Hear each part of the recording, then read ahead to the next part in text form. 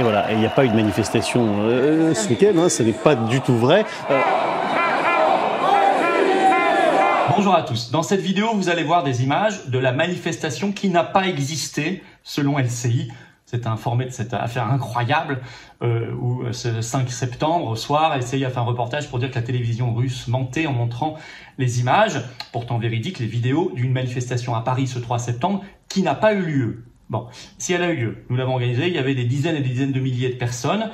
Oui, les médias n'ont pas voulu venir, les grands médias, bravo aux médias indépendants en revanche qui l'ont couverte largement, qui étaient là. Et pourtant, ils étaient informés. Alors, on a saisi non seulement la direction de LCI, qui doit faire un rectificatif, on verra bien. On a saisi l'ARCOM, qui est le nouveau nom du CSA. J'ai écrit au président de l'ARCOM, évidemment, sur cette affaire-là, parce que ça suffit. Voilà, d'autant qu'on partait de Place de la Bourse à Paris. Et le hasard fait que c'est justement là où se trouvent les bureaux de l'agence France Presse, de l'AFP. On était sous leur nez, on les a vus d'ailleurs aux fenêtres. Hein, mais ils n'ont pas fait de dépêche, alors que c'est leur boulot, faire des dépêches, surtout quand il y a des événements populaires quand même aussi massifs dans l'actualité, organisés par un mouvement politique, manifestations déclarées, enfin bref, il y avait toutes les raisons de couvrir. Mais finalement, cette désinformation par LCI a donné un regain de couverture et publicité pour ces manifestations et surtout ce qu'elles portaient comme revendication. Et vous allez voir cela, et notamment mon discours et la foule et les intervenants dans l'unité ont demandé la fin des sanctions, la liberté, la souveraineté, le Frexit, la sortie de l'OTAN, la paix, la vérité, le non-rationnement énergétique, aux pénuries organisées. Hein, vous allez voir tout cela ni au retour d'un quelconque passe, bien évidemment. Ben, je suis très fier qu'on l'ait organisé. Ce qui se passe témoigne des biais idéologiques incroyables dans les grands médias français aujourd'hui. C'est terrible, on ne couvre pas ce qui dérange. Et surtout quand on appelle à la destitution de Macron, ce que nous avons crié dans les rues de Paris ce 3 septembre, vous allez voir. Et moi, je vais vous présenter tout cela. Alors, je vous demanderai de bien vouloir pallier à cette censure en diffusant massivement cette vidéo, en vous abonnant pour cela, par exemple, à cette chaîne YouTube. Un petit clic en dessous, on a s'abonner, c'est gratuit. Plus vous êtes abonné, plus les vidéos circulent mécaniquement. Merci infiniment à ceux qui l'ont fait récemment, à ceux qui vont le faire dans les minutes qui viennent. Et puis, je crois que c'est le moment de venir. C'est le moment de venir aux Patriotes. Alors, de venir dans deux endroits. D'abord, on va remettre le couvert. Samedi 17 septembre, vous pouvez d'ores et déjà noter, départ Palais Royal, rendez-vous 14h Paris. Très, très, très grande manif nationale. Alors, on va voir s'ils vont pouvoir nous invisibiliser une deuxième fois. Je pense qu'ils auront du mal. Toujours sur les mêmes thèmes. Résistance. Le grand rendez-vous de la résistance, vous l'avez noté, samedi 17 septembre, rendez-vous 14h Paris, place du Palais Royal, devant le Conseil d'État, Conseil constitutionnel. Venez. Et puis, venez là aussi, aux Patriotes. Rendez-vous pour adhérer ou réadhérer. Si vous avez adhéré il y a un an, pensez à réadhérer pour vous battre pour tout ce que je viens de dire. Si vous êtes d'accord avec nous, il faut venir. On est un mouvement anti-oligarchique populaire pour nous et les générations qui viennent. Le lien pour adhérer ou réadhérer, c'est le même. Il est sous la vidéo en description, c'est le premier lien, également en commentaire épinglé. Dans les dernières secondes de cette vidéo, en cliquant directement sur l'écran. Faites-le maintenant ou pensez-y à la fin. Sous la vidéo en description, deuxième lien pour faire un don de soutien aux Patriotes, vital pour financer tout cela, le 3 septembre, le 17 septembre, tout le reste, ça coûte très très cher, surtout que l'inflation qu'on subit aussi.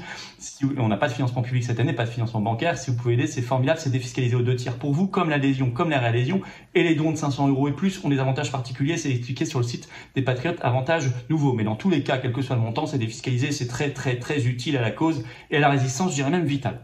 Donc bravo en tout cas aux réadhérents et aux donateurs, bienvenue aux nouveaux patriotes résistants, bonne vidéo, bon reportage et vive la France. Macron dehors, Macron dégage, Macron destitution.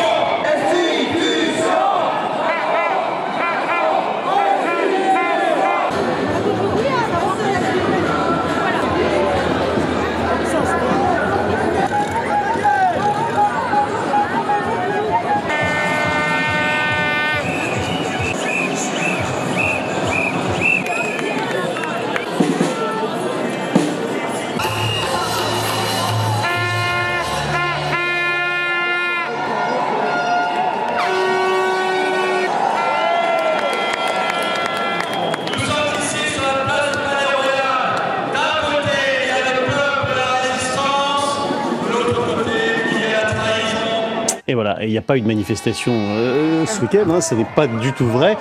Magali Barthès, on est en plein ici dans la propagande russe auprès du peuple. Oui, pour leur faire croire qu'en effet l'Europe se divise selon les calculs de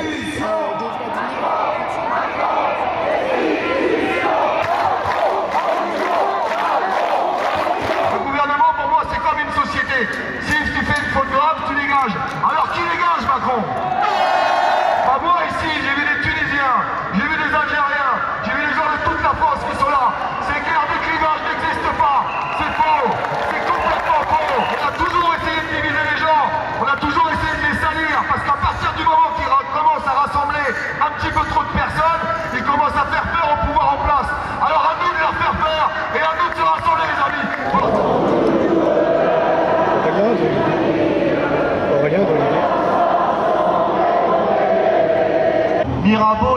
nous sommes là par la force, la volonté du peuple, ils en sortiront par la force des baïonnettes.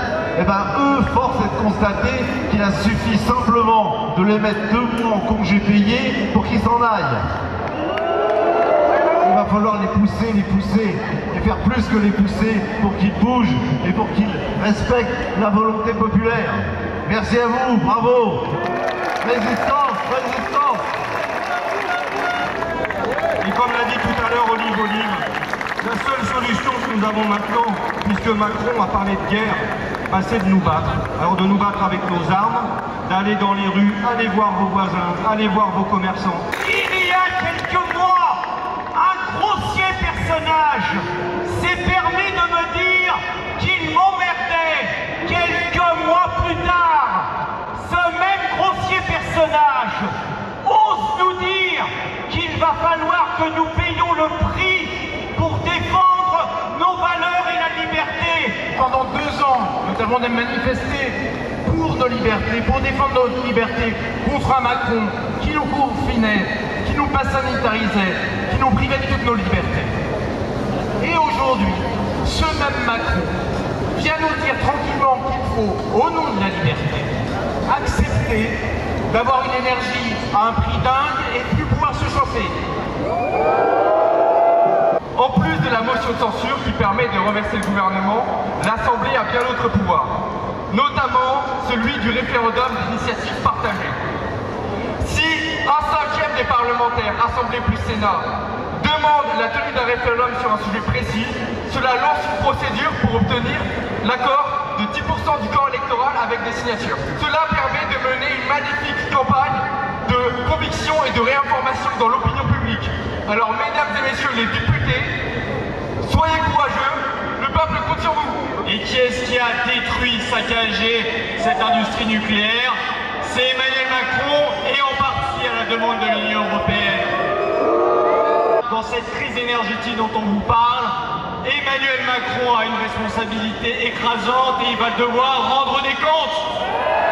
On pense d'abord et avant tout à tout le personnel suspendu, à tout ce personnel qu'on semble avoir oublié. On a réussi à faire disparaître complètement, à faire disparaître de l'histoire tout un tas de gens à qui on s'intéresse absolument plus. Et bien, à eux, je voudrais dire aujourd'hui que nous, on s'y intéresse. Je voudrais dire qu'on ne vous a pas oublié. Merci à vous tous. Merci beaucoup.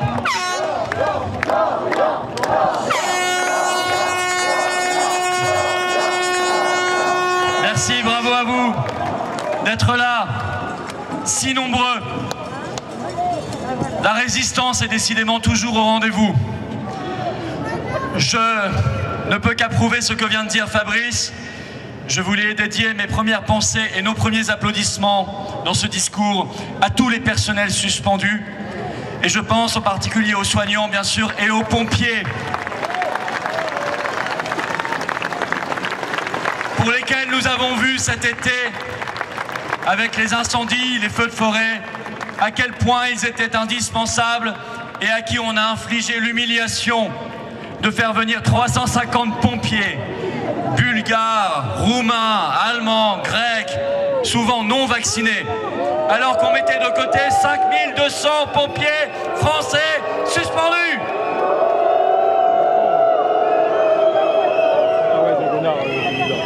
Nous ne les oublions pas et il y a effectivement le stand de la solidarité pour eux. Votre mobilisation a permis de remporter des victoires, de gagner des batailles. Je pense par exemple à la disparition du pass vaccinal alors que le gouvernement avait prévu de le remettre le 1er août. Je me souviens de cette manifestation pour obtenir cela devant l'Assemblée nationale le 11 juillet dernier sous une chaleur de plomb. Elle a renversé le cours des choses. Elle a fait changer concrètement le vote de députés. Elle a permis de faire basculer la majorité. Elle a permis de faire s'éclipser l'odieux projet d'Emmanuel Macron. Mais si des batailles ont été gagnées, la guerre, celle que Macron nous a évidemment déclarée, elle n'a pas encore été gagnée. Voilà qu'on nous recycle dans les vieux vêtements du Covid, les habits neufs de la crise énergétique. Même dramatisation, même volonté de faire peur, même Véran, qui a troqué sa blouse blanche de ministre de la Santé pour l'uniforme du porte-parole du gouvernement, mais qui dit exactement la même chose. Les pics d'inflation, je le cite, les pics d'inflation ont remplacé les pics Covid. Nous sommes actuellement, sachez-le, sur un haut plateau d'inflation, comme nous étions sur les hauts plateaux de contamination. Et inlassablement, on réunit des conseils de défense énergétique qui ont remplacé les conseils de défense sanitaire, mais eux aussi placés sous l'abominable et inadmissible secret défense. Nous demandons aux parlementaires de faire sauter le secret défense.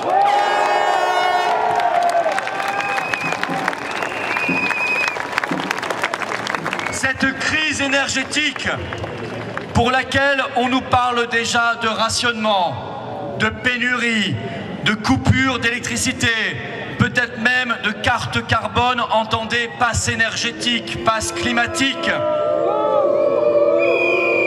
Cette crise énergétique ne tombe pas du ciel comme la foudre qui s'abat sur les hommes ou les nuées de criquets qui viennent ravager les récoltes. Non. Cette crise énergétique est le fruit conscient de choix minutieux qui ont été pris en toute connaissance de cause, des choix nuisibles et dangereux. Qui a tué le service public de l'énergie en France? Les gouvernements successifs sous la haute bénédiction de l'Union européenne qu'il faudra bien que nous quittions par le Frexit. Frexit. Frexit. Frexit. Frexit. Frexit. Frexit. Qui a dit qu'il fallait fermer 14 réacteurs nucléaires avant de dire qu'il fallait rouvrir 14 réacteurs nucléaires? Emmanuel Macron. Qui a décidé des sanctions anti-russes qui sont en fait des sanctions anti-françaises? Pensée particulière ici pour notre champion national Bruno Le Maire. Ce cher Bruno qui devait mettre à genoux l'économie russe et qui doit aujourd'hui, jour après jour, constater qu'il n'a mis à genoux qu'une seule chose, l'économie française, n'ayant plus que ses yeux pour pleurer sur la faillite annoncée et réalisée déjà d'industries françaises qui ferment les unes après les autres, laissant sur le carreau des milliers et des milliers de chômeurs. Ces chômeurs-là n'ont qu'à se tourner vers qu'un seul responsable et coupable, Emmanuel Macron. C'est bien lui et toute sa clique qui devront rendre les comptes. Et qu'on ne nous parle pas d'écologie. Non. Alors certes, Greta n'est plus là pour nous dire ce qu'elle en pense, parce qu'au baromètre du Gotha mondialiste, la petite Greta a été remplacée sur le tapis rouge par Volodymyr Zelensky. Il est plus à la mode. C'est Zelensky qui l'a remplacé sur les marches du Festival de Cannes. C'est Zelensky qui l'a remplacé à Davos. C'est Zelensky qui l'a remplacé au MEDEF. C'est Zelensky qui l'a remplacé à la Mostra de Venise. Mais tout de même, non, qu'on ne nous parle pas d'écologie. Eux qui importent maintenant massivement du gaz de schiste américain. Eux qui importent massivement du gaz liquéfié du Qatar. Eux qui rouvrent nos centrales à charbon, aussi bien en France que partout en Europe. Eux qui viennent avec l'Union européenne de signer un accord de libre-échange avec la Nouvelle-Zélande. C'était le 30 juin dernier. Résultat, on va être inondés, littéralement inondés. Et j'ai une pensée ici pour les éleveurs français qui vont souffrir. On va être inondés de milliers de tonnes de bœuf néo-zélandais, d'ovins néo-zélandais et de lait néo-zélandais. Je peux vous dire qu'il y aura de quoi faire des barbecues n'en déplaise à Madame Rousseau. Mais ces barbecues ne seront pas siglés Made in France, ils seront siglés Made in Nouvelle-Zélande. C'est inadmissible. Voilà le fruit de leur politique. Ce sont eux qui tuent l'environnement, ce sont eux qui saccagent l'écologie et ce sont eux en même temps qui sont en train de nous préparer les coupures d'électricité et de gaz de l'hiver. Nous n'avons pas de leçon à recevoir. En revanche, nous avons, nous, peuple de France, une leçon à leur donner. Vous devez faire vos valises, faire vos bagages et partir.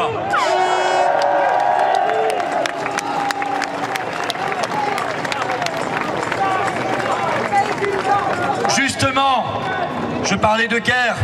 J'ai entendu les récents discours fous de Macron le psychopathe, parce qu'il paraît qu'elle n'aime pas qu'on l'appelle Macron le psychopathe. Alors il faut l'appeler Macron le psychopathe. Quand je l'ai entendu à Bormes-les-Mimosas, quelques jours plus tard en Conseil des ministres, cet homme nous embarque dans la guerre. Cet homme ne cherche pas la paix et ne l'a jamais cherchée. Il cherche la guerre. L'entretien, comme sur le Covid, comme sur l'inflation ou l'énergie, l'entretien de la peur, des tensions et de la soumission. Eh bien, je vous le dis, cette guerre n'est pas la nôtre. Nous ne voulons pas des guerres de Macron. Nous ne mourrons pas pour les beaux yeux de Volodymyr Zelensky, d'Ursula von der Leyen, de Joe Biden ou de Klaus Schwab. Quand on cherche vraiment la paix, alors on quitte l'OTAN. Quand on cherche la paix, alors on se donne les moyens de faire respecter les accords de Minsk, ce qui n'a pas été fait. Quand on cherche la paix, on se détourne de l'affreuse propagande de guerre américaine. Et là-dessus, je le dis et je l'ai invité très sérieusement en manifestation. Oui, et je n'aurais pas cru dire cela un jour, Ségolène Royal a eu raison.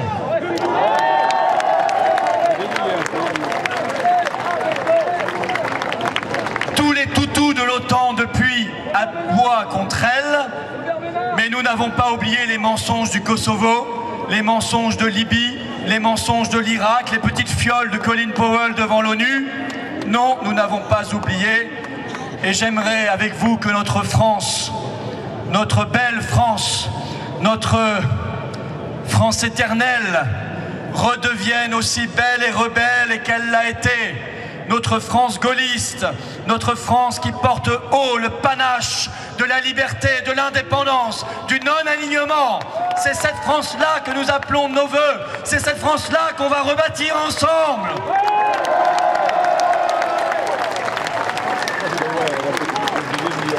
Cette France qui se tourne le dos à la guerre, qui tourne le dos à l'Union européenne et à l'OTAN, à l'agenda 2030 de l'OTAN, qui emmène avec elle tous les non-alignés du monde vers justement un autre monde, vivable, humain, paisible, harmonieux, où la souveraineté des nations et des peuples est respectée, où le fric ne décide pas tout, où la corruption et les conflits d'intérêts sont chassés, où le bien commun triomphe.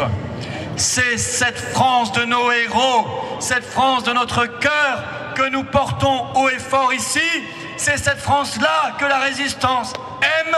C'est cette France-là que nous ferons, je vous le promets, renaître ensemble pour nous et les générations qui viennent.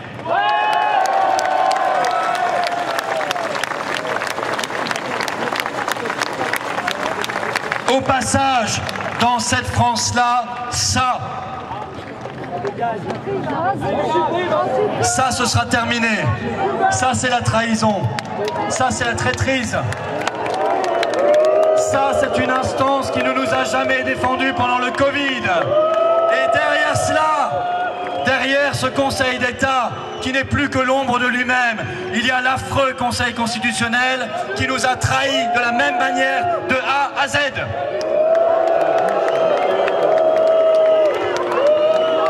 Alors quid justement du Covid dans ce contexte? Méfiance, méfiance. D'abord, il demeure des problèmes. Tous ces hôpitaux qui continuent de demander le pass à l'entrée alors que c'est illégal. Ne vous laissez pas faire, ne vous laissez jamais faire. Il y a les suspendus qui ne sont pas encore réintégrés.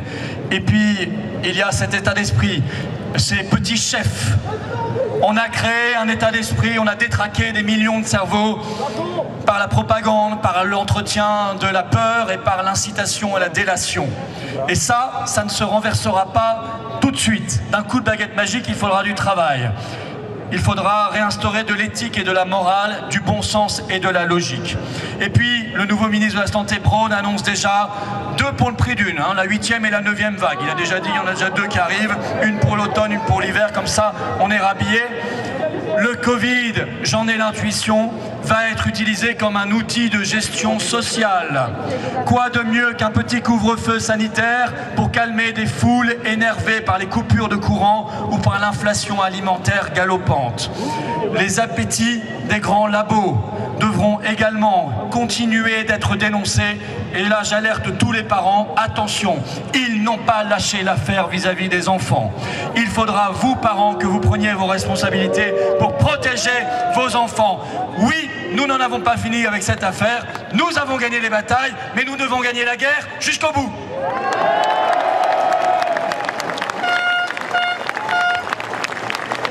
Pour finir, mes chers amis, nous sommes ici la résistance.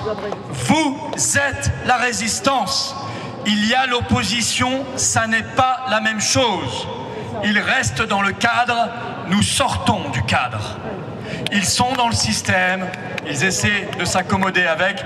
Nous sommes en dehors du système. Nous combattons ce système jusqu'à la fin, jusqu'à la victoire totale, jusqu'à ce qu'il tombe totalement.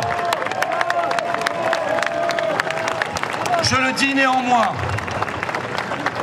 parce qu'il faut bien composer avec. Je le dis aux parlementaires de l'opposition, Macron vous a mis en vacances pendant 2 mois. Revenez. Normalement, vous ne revenez que dans 1 mois, le 3 octobre. C'est beaucoup trop. Toute la France bosse déjà. Vous, arrêtez de vous la couler douce. Revenez. Siégez même de force. Ne laissez pas tomber votre responsabilité. Bossez un peu. Bossez. Faites entendre le peuple de France. Posez dans les assemblées les vraies questions.